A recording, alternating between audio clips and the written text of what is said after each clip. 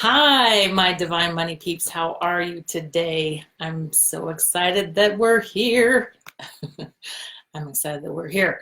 Yay. Well, I am just so excited because I have been working on the new year resolutions and new year goals like we all do at the first part of the year. And I was working on my marketing schedule and I decided that what I really wanted to do this year is focus on really going deep into some specific concepts and specific mindsets around money. And so here we are, part one. This will be a four-part series, and we'll be going through some deeper, more in-depth conversation about specific concepts that have come through for me as I have been developing my business and as I've been working with the Money Goddess cards. So I just want to first of all tell you a little bit about how this all came together. So Divine Money Mastery I started that business a few years ago. Well, actually it was 2012. And it started because of when I started my accounting business. My first business was Accounting Sense, and I started that business in 2008. So my profession has been as an accountant, and my specialty is to go into these businesses, clean the accounting pieces up and put them back together again. And that's considered forensic accounting is what I did. And what's interesting is, so one of my very favorite things to do when I was a child was to go dig in like this. I'd go dig into my mom's jewelry box, find her crumpled up, knotted up pieces of jewelry and necklaces and whatever. And I would spend so much time just sitting there on the floor, unpicking all of the pieces and unwinding and untwisting and untwining them until I got, a perfect untangled mess. And it was actually kind of fun because I always knew that a couple weeks later there would be another tangled mess in her jewelry box. And it was something, there was something magical about it. There was something just meditative about it, where it gave me the opportunity to just really create some sort of accomplishment. And this is how I would describe what I do with the accounting work. Is I go in and into the businesses and the corporations, and I find this jumbled up mess that made no sense in that business, and was able then to pull it apart, organize it in a way where now the accounting information is useful.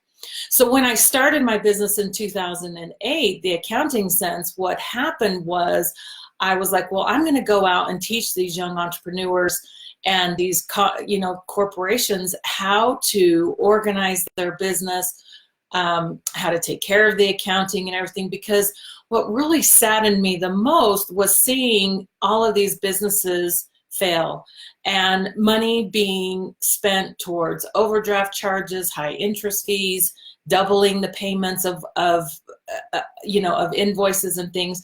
And it really made me sad because I saw how the fact that all of these things within a business, that the financial side of the business could be shifted, and that money, instead of it going to creditors or overdraft charges to banks and things, that money could be shifted to the employees and increase the employees' take-home pay, increase the employees' benefits and those kinds of things.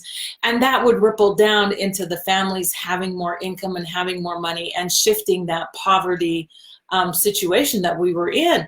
However, when I got into working with my entrepreneurs, what happened was I saw that there was all of this emotion and this fear around money. And I was like, well, no wonder businesses aren't handling the finances the way they get to be handled. No wonder they're filing late. No wonder they're overdrafting. They're not managing their cash flow. Things just aren't happening. And the businesses are ending up failing. And what came to my mind, what happened was I saw this correlation between the person's cash flow and the person's mindset and belief system and their personal vibration.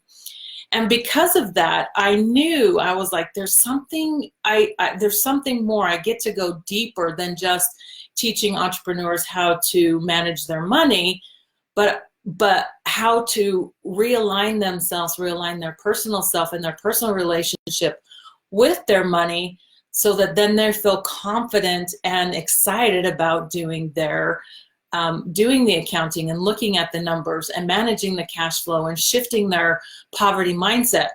And that is when the Money Goddess cards were born. This actually here is the Divine Money Goddess. The Divine Money Goddesses are a set of oracle cards that I wrote specifically to heal that relationship with money. But more importantly, as it goes even deeper, it's about healing that relationship with ourselves so that we can increase our vibration and shift this relationship with our money. Money has been something that has, like I said, so much fear, so much chaos around the money. And it's actually even been demonized to the fact where people are like, you know, they don't even want to talk about money. They don't want to look at their money. And what that has resulted in, actually, I just saw a new article today about how in 2017, Americans have paid $38 billion in overdraft charges alone. $38 billion. And from my research that I have done over the past few years, that actually has changed. So from 2007, Americans paid $17 billion, and in 2011, it jumped up to $38 billion. So from 2011, 12, 13, 14, 15, 16, 17, 7 years now, we have paid $38 billion a year to banks in overdraft charges. It's astounding to me, and it makes sense why we stay in this poverty mindset, this poverty consciousness, when we're constantly ignoring our money, not talking about money, and continuing this cycle of this vibration, lower vibration around our money. And so what came to me, what I realized was we got to untangle our minds and our belief systems around money and allow ourselves to accept in a new consciousness around money and a new relationship with money. And so Divine Money Mastery was born out of that new freedom that I wanted to bring to individuals, bring to you around money. And so the goddess cards, they are all about really increasing our relationship with ourselves. So each goddess has a perspective from the mind, the body, the spirit, and the wallet, and our higher I am self. And then there are 4 bonus cards that was downloaded. So I got the download for the goddess cards in about 2.5 hours. And after the 2.5 hours, I had the outline for them. And then it took another 2 years to actually write, produce, have the artists that did the artwork. They're actually really quite beautiful. They're 5x7 cards, and everything is on the card front and back. So you don't have to look it up into the book. You just pull the card and there they are. And it comes with a booklet on some instructions on some specific readings that you can do. But like I said, this year what I really wanted to do is go even deeper, because these cards are so comprehensive. There's so much information on them. And what I really love about them as well is that they're giving you the light perspective, a dark perspective, and a new consciousness concept for you, as well as some specific actions that you can take. So I did a meditation, a big meditation earlier in this, actually early last week, as I was really connecting with you, the Divine Money Masters that you are, and connecting with the business of Divine Money Mastery, and really connecting with what is it that we really get to create and produce in our marketing this year to serve you the very best. And what it came to was to go, like I said, really in depth in these particular cards. And each week I'm going to be producing a new video. I'll be doing a new live video on Sunday mornings, and we'll go into each of the 4 steps. Or there's going to be 4 parts, and we're going to go into 4 different concepts into each one of the cards. So for January, the card I got was the Divine Ego. And this is the Divine Ego, self-actualization. And the Divine Ego is, I am the heart self. Now, I remember when I got the outline for this card, I was like, what? The Divine Ego? I mean, at that point, all I had heard about was the ego and how it was so terrible for us, and that we had to think differently about the ego, and that we had to, block our ego from getting in the way because it was a bad thing, and that it wasn't serving us when we were in our ego. And I was just kind of like, wow, the Divine Ego? I'd never heard of it before. And so I knew right then I was in for a world of learning. Actually, with any outline that you put together, whether it's your book outline, a seminar outline, a workshop outline, any kind of outline that you put together, maybe you have your own set of cards you're ready to write, there comes some learning that gets to come with it. So it's very exciting when you start writing on your outline and you go, oh, okay, I got some new stuff to learn about. So the Divine Ego, I'm just going to read the front of it at this time, and we can go into one of the particular concepts that I wanted to talk about in it, and it is in this first half of this card, and I'm just going to read it to you. The Divine Ego, I am the heart self. I voice the love and gratitude I have for myself.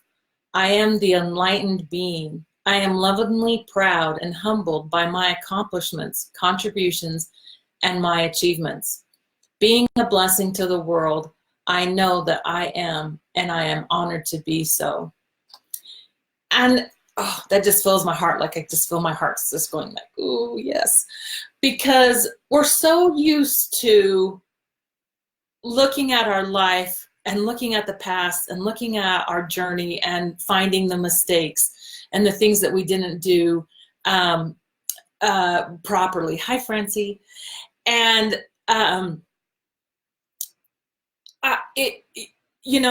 especially this time of year when we're looking at our new year and what our new goals are going to be. And oftentimes when we get to the end of the year, and I hear this all the time, I'm like, like, what did I do, this last year in 2019? I have nothing to show for it. And freaking, I was going to do this certain thing, and then I didn't do these certain things. Like I started a podcast. So for myself, even like I started a podcast, I'm super proud of it. The Spirit of Money podcast. And I've been doing the new moon readings, and I was really super excited because was consistent every month. I was getting them done. And then August ended up being the last new moon podcast that I had actually produced in 2019. And as I was sort of reflecting back on it, I was like, dang it, I didn't do it. And I was feeling this guilt and this shame about not being consistent, or not being a good business owner or business person, or, not following through with certain things. But what happened was I took some time off, consciously took some time off from the recording so I could produce another program, my online Divine Money University. And I thought, as I was reflecting back, and I pulled this card, and it was like, I'm lovingly proud and humbled by my accomplishments. I'm proud of my accomplishments because I did do 8. I mean, yay! I got to celebrate and celebrate those things, even though I didn't have the result that I wanted or the intention that I originally had intended for all of that. I still did 8 podcasts, and they are fantastic. I learned so much from those podcasts, and I know others have as well. And it's just a beautiful experience, because even going out into the world and hearing people interacting with people have commented to me about it and have even asked, like, are you doing a new moon reading again this year. And so I know that there has been some positive effect by it. And I get to celebrate that, not look back on 2019 and go, oh, I messed up. I didn't do it. I didn't follow through. I wasn't perfect. I didn't do this. And that's what we tend to do this first part of the year, as making these resolutions of how we can be a better person or a better business order or better something or another, you know. But stuff happens, life changes. And the divine ego in this particular card and in this concept, it's about, we are already beautiful divine beings. You are already a divine, beautiful being, that you are perfect the way that you are. There's nothing more that you get to change or shift. Yeah, we will want to create some goals and do some things that, you know, to improve our lifestyle or improve some things in our life. But it doesn't mean what we did do in 2019 or even before was not worthwhile, or that it wasn't meaningful, or that it wasn't amazing, because we already are divine beings. And we get to let our ego know, our divine ego, which is our heart self, not our head self. There's the head ego, and then there's our heart ego. And the head ego wants to say, you know, I messed up, I didn't do great, I wasn't thinking well. But our heart ego is saying, we're already a divine being, that you are already a divine being, and there's nothing more that you have to do in order to improve who you are. You're already perfect. We get to learn some new skills, we get to take on some new stretching our comfort zone. But as a divine person, as a person that you are, there's nothing more for you to improve upon. So what are you proud of? Please write your comments below. What are you proud of what you've accomplished in 2019? And how can you show that divine love for yourself, being proud of what you've created, and then moving forward from that? Instead of diminishing the old, we want to go forward in a positive energy of excitement, celebration, and honoring of ourselves and what we've created in 2019, so that we can go into 2020 at a much higher vibrational energy. So that's the divine ego, part 1. I have an amazing special for you that's going through till January 20th, and you can see it here on this webpage, on the Divine Money Mastery webpage, that you can get 60% off a set of cards for yourself. There's 44, and that includes shipping within the United States, and then you also get a 40-minute session with me, so we can go even deeper for you. And this will go on through the January 20th. So it's an amazing opportunity for you to get a really good set of goddess money energy, and shifting and untangling that belief and that yuck that you might have around money, and releasing those blocks, releasing things. So thank you very much for coming and watching and being part of this this group, and I'm just so excited for this new year. And stay tuned. Step 2, part 2, we'll be going in even deeper on the card and some other specific concepts, and that'll be coming out. I'll be doing the lives on Sundays, Sunday mornings, and I look forward to talking to you some more. I love you. Peace in.